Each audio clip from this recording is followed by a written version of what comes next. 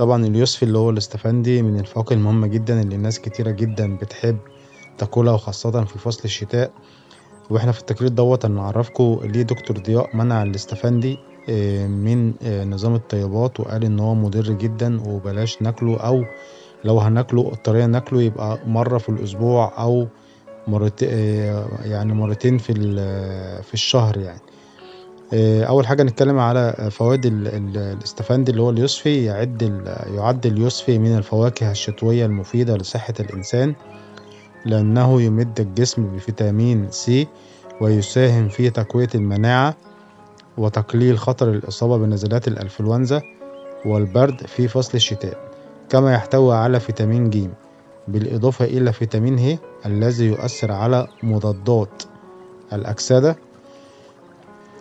لذا يحرص البعض على تناوله باستمرار طوال الشتاء للوقاية من نزلات البرد. زي ما قلنا ناس كتيرة جدا بتحب تاكله في الشتاء لأنه بيحميهم من نزلات البرد، إن هو بيقوي جهاز المناعة. ومعانا هنا يا جماعة رأي دكتور محمد الحوفي، ده أستاذ علوم التغذية بجامعة عين شمس، وهو اللي يعتبر عامل التقرير دوت عن اليوسفي. وفي التقرير بيقول وبيعرفنا إن اليوسفي من أفضل الفواكه الموسمية لاحتوائه على عدد كبير من الفيتامينات والأملاح المعدنية والكربوهيدرات، بالإضافة إلى احتوائه على الألياف الغذائية التي تساعد على زيادة الشعور بالشبع. كما أنه يحتوي على نسبة جيدة من الألياف الغذائية التي تدعم صحة الأمعاء وتحسن الهضم. لحد هنا كلام كويس وكلام جميل جدا. طب ليه بقى دكتور ضياء مانع بقى الاستفندي اللي هو اليوسفي اللي احنا ناكله؟ هنعرف دلوقتي. تابع معايا للنهاية وانت هتعرف كل حاجة. وبحسب دكتور الحوفي يساعد اليوسفي على تقوية العظام وحمايته من الهشاشة لاحتوائه على الكالسيوم والمغنيسيوم. كما انه له دور فعال في حماية البشرة من العوامل الضارة، ويعد آمنا على الأشخاص الذين لا يعانون من أي التهابات. نركز بقى يا جماعة، الذين لا يعانون من أي التهابات في المعدة، لكن المصابين بالتهابات في المعدة يؤثر عليهم سلبا، محذرا من عدم الإفراط فيه. يعني الناس اللي معدتها مش تعبانة ممكن ياكلوا منه عادي، ما بيحصل لهمش حاجة، وده طبعا نادرا إلا في الصغار. معظمنا لما بيكبر في السن شوية المعدة بتاعته بتبقى ملتهبة وتعبانة من الأكل الغلط اللي هو كله، اللي هي الممنوعات بتاعة النظام، البيبسي والكولا والدقيق والبيض والممنوعات كلها. فطبعا دكتور ده حذر ومنعه عشان بيعمل التهاب في المعدة. الناس اللي معدتها ملتهبة أصلا وتعبانة بيزود لها الالتهاب وبيزود حمض المعدة، وهنعرف دلوقتي. فدوت بيأثر على جدار المعدة وبيعمل له التهاب، عشان كده دكتور ضياء منعه في النظام. نيجي بقى لمخاطر الإفراط في تناول اليوسفي. وحذر دكتور الحوفي في حديثه للوطن من الإفراط في تناول اليوسفي لأسباب كثيرة، وهي: الإفراط في تناول اليوسفي يؤدي إلى زيادة معدل السكر لدى مرضى السكري، لأنه يحتوي على السكر.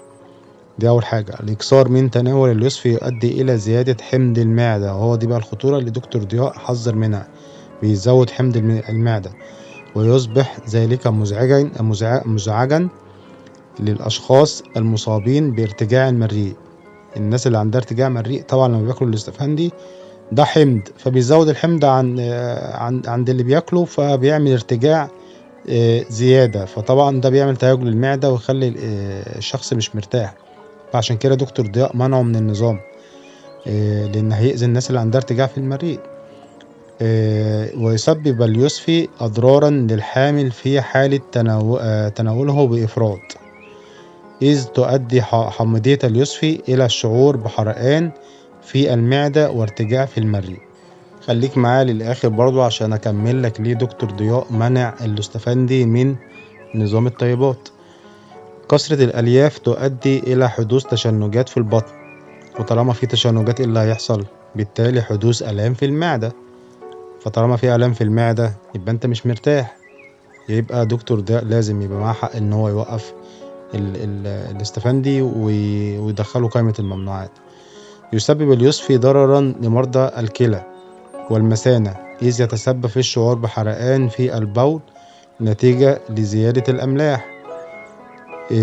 والإكثار من تناول اليوسفي يؤدي إلى تآكل من الأسنان، أدي برضو عيب تاني بسبب الحموضة العالية التي يحتوي عليها.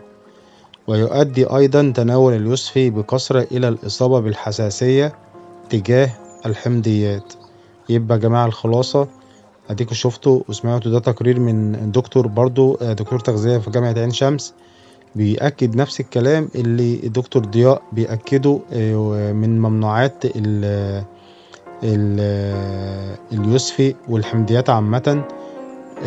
وليه دكتور ضياء بالأخص دخل اليوسفي والحمضيات قائمة الممنوعات، ادينا عرفنا بالتفاصيل.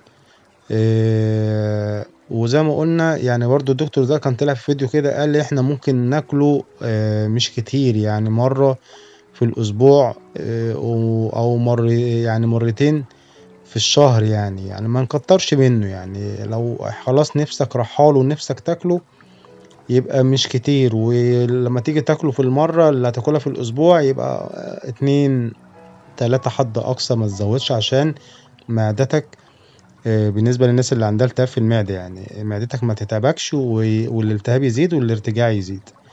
ومش مصدق جرب.